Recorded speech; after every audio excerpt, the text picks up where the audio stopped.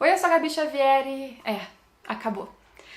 Dessa vez acabou de verdade. Chegamos no fim oficial, pelo menos do mangá de Kimetsu no Yaiba. Com o capítulo 205, acabamos a história de Demon Slayer e eu tô aqui pra comentar exatamente isso. Esse capítulo, essa finalização e o que eu achei disso tudo, falar de alguns easter eggs, detalhes a mais. E por favor, já abre o seu coração, agora que acabou. Gostou? Te surpreendeu? Te decepcionou? Achou que é muito fanfic, fanservice ou você achou maravilhoso, o coração ficou quentinho? E tentem respeitar as opiniões uns dos outros aqui embaixo, vamos tentar discutir civilizadamente. Se inscreve no canal se você não for inscrito para acompanhar todos os vídeos que saem pelo menos 3 vezes por semana. E esse vídeo tá cheio de spoilers, então deixa o seu like porque me ajuda muito, muito, muito. Sério, eu tô precisando muito dessa ajuda. Deixa o like, compartilha o vídeo e sai se você não quiser spoilers do final de Demon Slayer. Vamos lá conversar. Lembrando rapidinho que a gente tem o segundo canal agora que você pode e deve acompanhar pelo link que tá aqui embaixo, youtube.com/sala do tempo, que você já encontra vídeos de gameplay, vídeos de jogo que vão sair e estão saindo já, vídeos de filmes, séries, muitos conteúdos exclusivos diferentes desse canal aqui. Se puder, dá uma força, segue lá, ativa o sininho. E lembrando também que a gente tem lojinha com estampas exclusivas aqui do canal de anime, em breve vai ter de Demon Slayer, spoilers pra vocês. Vamos lá de verdade agora. Depois da página final do capítulo 204, que mostrou que a gente teria uma visão agora da Era Moderna, então com um time skip, um pulo no tempo bem grande, lembrando de novo que o que a gente via em Demon Slayer era no período Taisho, que acabou em 1926, então vamos supor que a história pulou para 2020, para esse presente. A gente tem um espaço de mais ou menos 100 anos. Mais que isso, as pessoas que a gente vê nesse capítulo são realmente ou descendentes ou reencarnações daqueles que morreram. E os descendentes que a gente encontra são, pelo que a gente vê, bisnetos daqueles que a gente viu no 204 no período Taisho. Então, mais ou menos uns 100 anos realmente passaram e a gente teve um capítulo para finalizar com felicidade. O capítulo 204 mostrou que eles derrotaram o grande inimigo Muzan, salvaram o mundo dessa perseguição de demônios a humanos, de pessoas sendo transformadas e mortas. Tantos mistérios, sofrimentos acabaram, mas levaram pessoas legais nesse caminho. Então foi um final feliz, mas com gostinho amargo na boca. E diferente do que muitos poderiam esperar, a gente não teve então o desenvolvimento mostrando, olha, o Tanjiro casou, a Kanao realmente ficou com ele, Nezuko realmente ficou com o Zenitsu. A gente não teve isso visto, escrito, desenhado explicitamente no capítulo, mas a gente teve respostas de cada uma dessas perguntas sim, porque os descendentes são a carinha das pessoas que a gente viu no passado. E as reencarnações, então, são exatamente as pessoas. Essa com certeza foi uma estratégia da autora de dar um final feliz para aqueles personagens que tanto mereciam. Eu vou ser bem sincera, esse capítulo final, apesar dele ter um fator que pode deixar um mini gancho para uma mínima possibilidade de continuação e novo surgimento de demônios, a verdade é que esse capítulo narrativamente pouco importou, porque ele não trouxe respostas para mistérios, ele não trouxe nenhuma resposta que mude o que aconteceu até o 204, não que mude efetivamente, pelo menos. Ele é um capítulo pro fã que amou tudo isso, pro fã que queria ver a felicidade desses que sofreram, pro fã que queria, como eu disse, um calorzinho no peito, e eu sei que vários sentiram.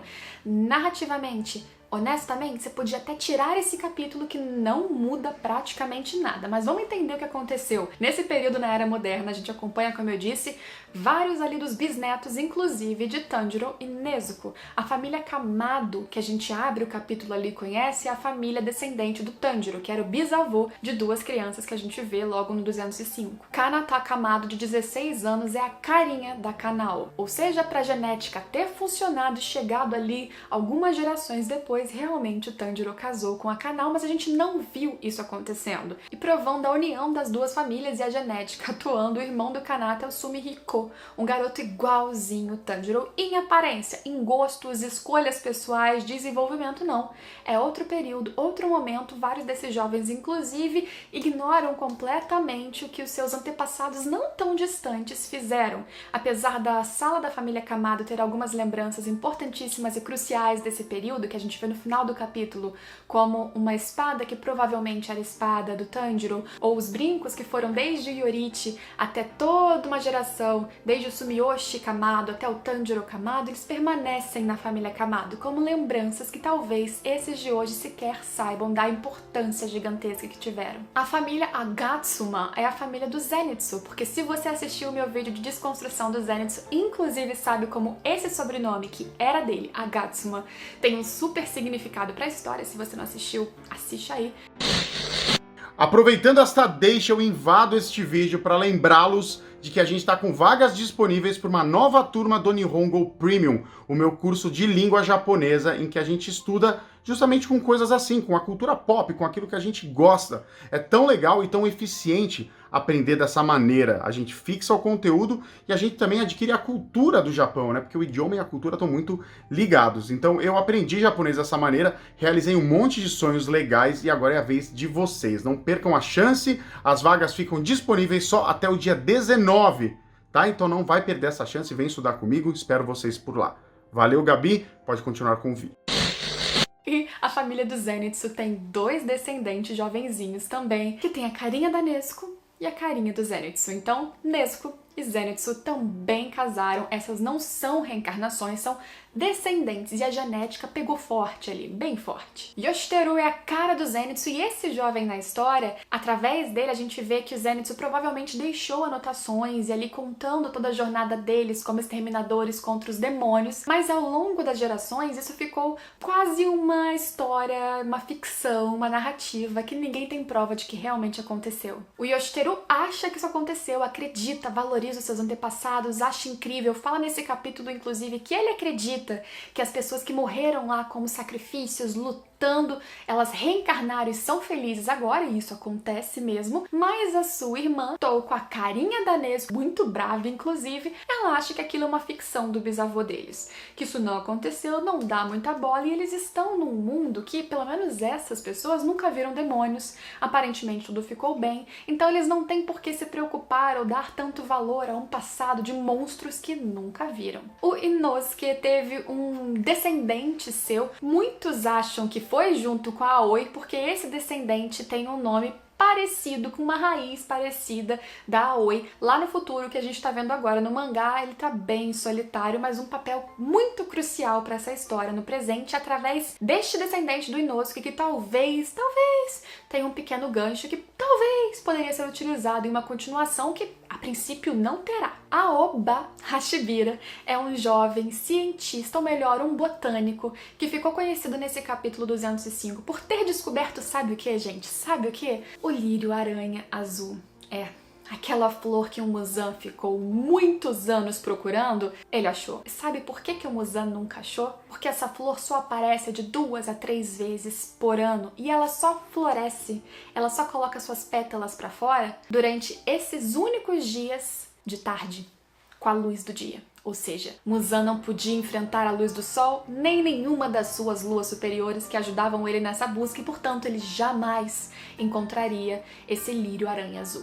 Mas esse descendente do Inosuke achou, mas justamente ele aparece no capítulo 205 falando que ele achou essa planta, desenvolveu pesquisas, mas poxa, infelizmente as plantas murcharam. Ele deixou sem querer as plantas murcharem, não conseguiu avançar nas pesquisas, inclusive termina o capítulo achando que vai ser demitido do laboratório, tá triste, chorando, sozinho. É um dos futuros mais tristes que a gente tem nesse capítulo, e ele pensa como ele gostaria de viver nas montanhas. Tem um vínculo muito grande com o seu antepassado, mas achei um final, apesar de simbólico, bem tristezinho. E aqui tá uma das minhas críticas em relação a Demon Slayer. A flor foi citada, ela apareceu, ou seja, não esqueceu a flor no churrasco, ela sabe o que ela utilizou, e ela claramente, deliberadamente, não explicou como essa flor foi utilizada e como ela ainda poderia ser utilizada na história. Ela quase que deixa um easter egg pra falar, olha, tem alguma coisa que eu não expliquei e talvez eu explique na light novel, que já foi anunciada para logo mais de Demon Slayer, que pode ampliar um pouquinho mais das explicações, porque contará exatamente essa jornada que a gente acompanhou. Talvez, mas não deixa de ser um furo nesse mangá, nessa história que não explicou explicitamente como que essa flor, o que raios dessa flor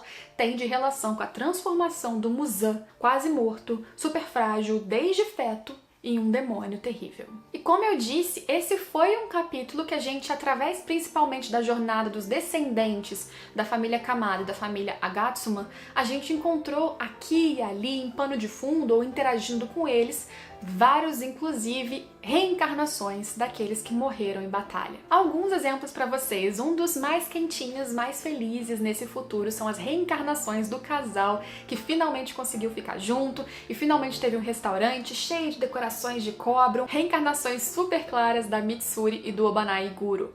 Iguaizinhos, não mudou nem o cabelo, mas agora eles estão na modernidade, com um restaurante, vivendo juntos, felizes, finalmente, sem lutar, sem sofrer, merecendo a felicidade que eles sempre quiseram. O Gyome é um que a gente só vê o Pilar da Pedra, a reencarnação dele, igualzinha também, gigante, enorme, o mesmo cabelo. Dessa vez a gente vê só no fundo, bem rapidinho, tem que prestar atenção. E ele também, simbolicamente, nessa vida, tá cuidando de crianças. Numa escolinha infantil, provavelmente, então ele agora tá conseguindo cuidar e manter vivas várias crianças. É simbólico, de novo, claramente uma forma da autora recompensar esses personagens em novas vidas, em novos momentos e acalentar o público com esse presente também. Esse não é um capítulo de utilidade narrativa, esse é um capítulo presente. Se eu ou se você não entendermos isso, ele será extremamente incômodo, porque realmente ele é um capítulo para agradar, como várias histórias fizeram. Eu até comentei no grupo de apoiadoras que pra mim ele dá uma sensação de especial, sabe? Especial de Natal, especial de Páscoa, pra você ter felicidade, pra você ter um quentinho no coração, porque o encerramento da jornada claramente foi no 204. Com alguns buracos, como eu já falei. O Zui também aparece com uma reencarnação em um ginasta que acabou de ganhar a medalha de ouro pro Japão, super famoso pela sua beleza, que se comporta um pouquinho mal na frente das câmeras, tirando os repórteres, mas encanta meninas jovens como a própria bisneta da Nezuko. E detalhe interessante também é que o Kanata, descendente do Tanjiro, e a Toko, descendente da Nezuko, parecem que tem ali um affair, uma aproximação, talvez sejam namorados e é recíproco. É um pouco estranho se você pensar que eles têm uma ligação direta entre os irmãos lá atrás, mas são primos distantes em muitas culturas e para muitas pessoas isso é normal, e seria bem mais esquisito se fosse, nesse caso, a Toko com o descendente do Tanjiro, que é a cara do Tanjiro. Aí ia ser bizarríssimo, ainda bem que eles não fizeram isso, colocaram ela com a versão masculina da Kanao. E como eu falei, o capítulo vai só assim, mostrando com um diálogo, com uma lembrança, com uma citação, com alguém passando, vários personagens queridos finalmente sendo felizes em novas vidas, mesmo a Shinobu e a Kanae têm suas novas reencarnações, jovens, garotas bonitas, felizes em outra escola. Pra quem não percebeu, o Muichiro, ele tem também uma reencarnação ainda bebê com seu irmão gêmeo. Makomo e Sabito, os ex-alunos ali do Urokodaki, também reencarnaram e são amiguinhos do Tomioka, do Gyu, ambos jovenzinhos ali falando de brindes que eles tiraram em alguma coisa que eles compraram, que são máscaras que inclusive lembram as máscaras que eles utilizavam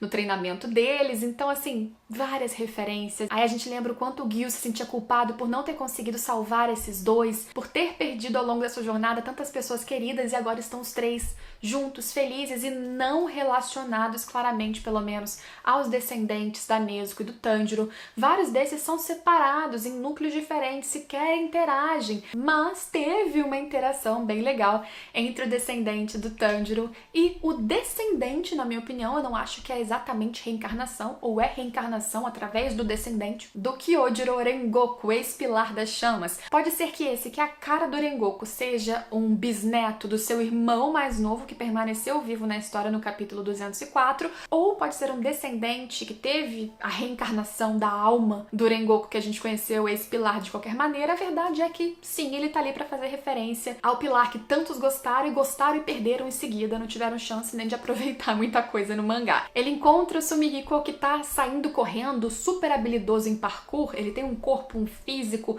habilidades muito boas e diferentes e adaptáveis à era moderna, e inclusive esse garoto descendente, de alguma maneira, do Rengoku, ele fala pro Sumihiko: por que você não treina, não entra pras aulas de Kendo, que é uma arte marcial japonesa moderna, utilizando espadas, ou seja, ó, a referência, o easter egg pra esse descendente do Tanjiro talvez ser bom com espadas também, e não. Ele não quer. Ele não tem qualquer interesse em uma luta com espadas, porque aí se ele entrasse pro clube de Kendo, ele ia perder tempo que ele poderia estar dormindo, e ele valoriza mais o seu sono e o parkour provavelmente do que lutar com espadas. Então é a carinha do Tanjiro, mas é outra personalidade. E se você não percebeu, na corridinha também ali do Sumihiko, descendente do Tanjiro, ele passa por dois homens jogando ali algo no tabuleiro, e esses dois homens, um é a carinha exatamente igual do vovô do Zenitsu, que treinou o Zenitsu, e pra ele tá velho, 100 anos depois, eu acho que ele reencarnou mais rápido que todos esses outros aí, e também com alguém que tá com uma roupa muito parecida com o Urokodaki.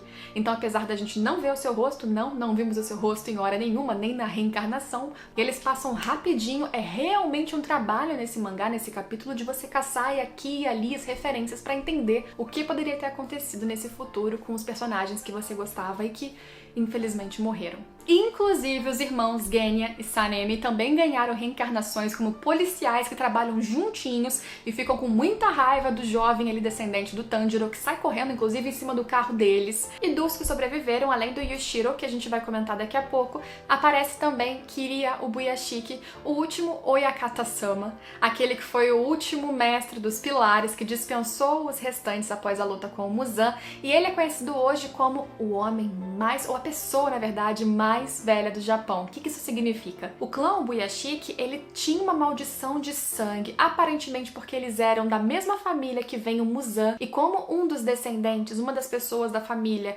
este homem Muzan, virou um demônio e virou amaldiçoado, a própria família foi toda amaldiçoada, e todos os descendentes tinham uma vida curta. E mesmo casando e misturando sangue com outras famílias, eles não conseguiam passar mais ou menos dos 30 anos.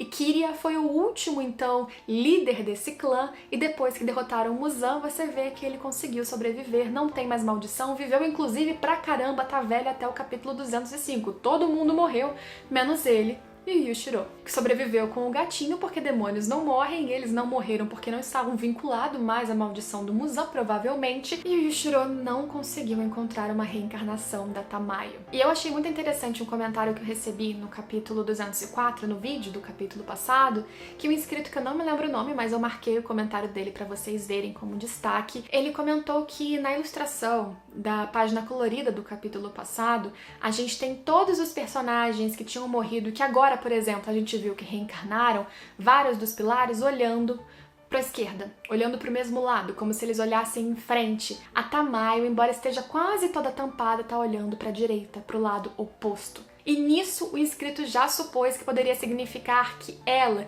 que inclusive acreditava que ela merecia e iria para o inferno depois da vida dela, por tudo que ela fez como demônio, como uma penitência por ter matado seus filhos, inclusive, que ela não reencarnaria, que os outros sim. E foi exatamente o que aconteceu, aparentemente. E o Shiro, que permaneceu durante todo esse século, minimamente, esse tempo tão longo, não foi capaz, não conseguiu encontrar essa mulher que agora, como um pintor muito famoso, misterioso, que não consegue, não quer receber repórteres nem encontrar ninguém, ele fica pintando e pintando, ilustrando desenhos praticamente como uma fotografia, extremamente fiéis a essa que ele amou e continua amando, e se continuar vivo, continuará amando pra sempre. É um destino extremamente cruel e triste, mas achei muito legal que exatamente o que o inscrito percebeu no capítulo passado era um simbolismo e uma dica do que aconteceria nesse capítulo agora. E falando de reencarnações no tempo moderno, a gente vê que Muzan Kibutsuji, ele também reencarnou como Michael Jackson.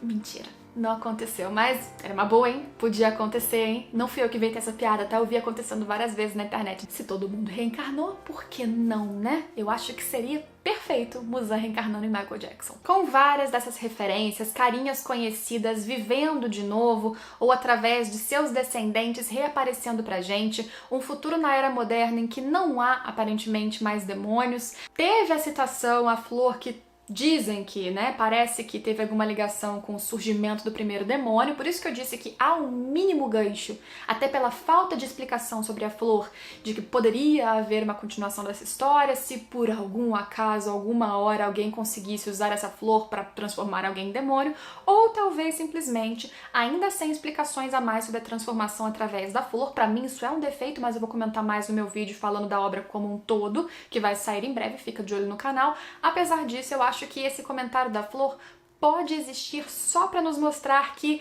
o Muzan só não a encontrou porque além dela ser rara, ela só florescia, só aparecia na luz do dia. Então ele jamais conseguiria achá-la. Ela existia, ela estava lá, só que ele nunca conseguiria chegar até ela. Faltaram algumas explicações em relação a causas, consequências, mas a história já tinha mostrado no capítulo 204 que não haveria mais tantas explicações.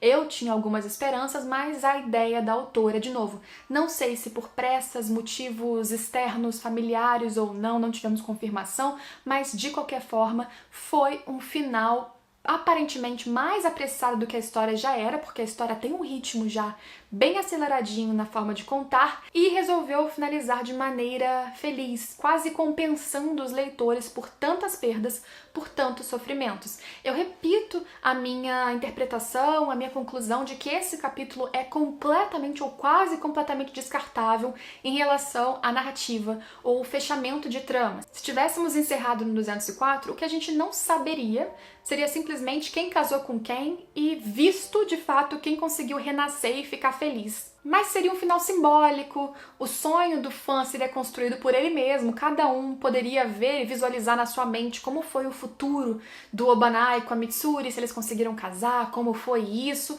E agora a gente viu como aconteceu, a autora deu esse mimo pro fã. É um fanservice sim, mas é um fanservice que, pelo que eu tô vendo, as pessoas, de novo, que acompanharam essa história e sofreram tanto, agora com a conclusão, gostaram, sentiram calor no peito e foi uma sensação boa. Todas as minhas críticas ao final, elas permanecerão. De novo, eu vou fazer um vídeo falando e explicitando um pouquinho mais do que eu achei do desenvolvimento e conclusão de tudo, mas depois dos plot twists rápidos demais e soluções apressadas, esse final foi simplesmente um acalento, um carinho em todo mundo que estava lendo. Uma forma de compensar, uma forma de finalizar e trazer algumas respostas sem mostrar o casamento em si, sem mostrar o bebê nascendo em si. Trouxe os descendentes, trouxe as reencarnações e finalizou Demon Slayer em um mundo feliz, quase 100% sem demônios, em que tudo que se passou se transformou em lenda, em ficção, em história, que a maioria das pessoas existentes, vivas, até dos descendentes, talvez jamais ouvirão falar. Tantos que lutaram não para serem heróis conhecidos, mas para serem heróis anônimos de uma sociedade que foi salva até mesmo sem saber. Eu continuo achando que essa finalização teve problemas. Eu acho que a questão da flor do lírio aranha azul, ela tá ali mostrando que a autora sabe que a história faltou esse pedaço pra explicar, e mesmo que ela tivesse a vontade de falar melhor na light novel que tá anunciada pra sair logo mais, daqui a mais ou menos 1 mês ou 2 meses, eu acho que ainda assim o mangá precisava ser autossuficiente, ele não foi nesse quesito.